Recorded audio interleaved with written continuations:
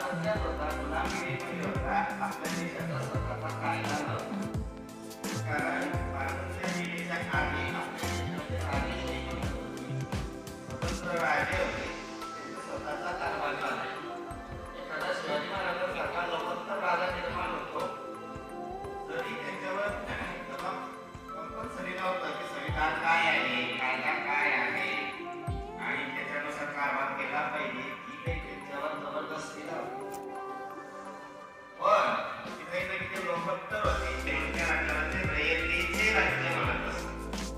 रयतेचे राज्य महाराष्ट्राचे म्हटलं मी रयतेचे राज्य आहे. आणि ते जे होतं ही श्रींची कृपा, श्री म्हणजे परमेश्वर.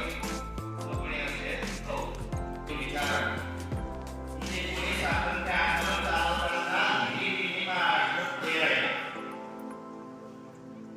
देशाला दिशा देण्याचं काम महाराष्ट्राने केलं. या महाराष्ट्रात निर्माण झालेले डॉक्टर बाबासाहेब आंबेडकर स्वतंत्र विद्वान, जगामध्ये त्याचं मोजमाप केलं जातं विशिष्ट पद्धतीने, अकाली पंडित नावानं जातं.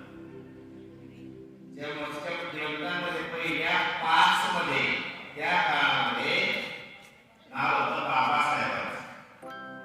का होतं? सगळ्या विषयाचा सर्व अभ्यास याचे जन्म बाबासाहेब आंबेडकर. तर प्रॉब्लेम्स ऑफ बुद्धी नावाचा ग्रंथ त्यांनी लिहिला. त्याच्यात अर्थकारण काय आहे, धोरणधारा नाही, नीती आयोग काय आहे, त्याची शहरी कायद्याच्या कार्याभ्यास आणि त्याच्यानुसार तेव्हा आपल्या देशाचं स्वातंत्र्य दृष्टिक्षेपात आलं, तेव्हा सुविधा निर्मितीची प्रक्रिया सुरू झाली. पण घटना काय होता, असं जास्त प्रवास केलेलं सरकारचं त्या घटना समिती निर्माण झाली. पूर्ण देशामधून विविध प्रांतातून सर्व लोक या घटना समितीवर नेमले गेले आणि त्याची निवड झाली.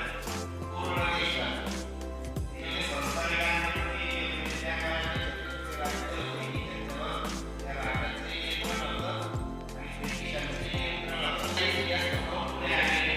13 स्त्रिया या संविधान समितीमध्ये होत्या. त्याच्यामध्ये आपल्या महाराष्ट्रातल्या दुर्गाबाई देशमुख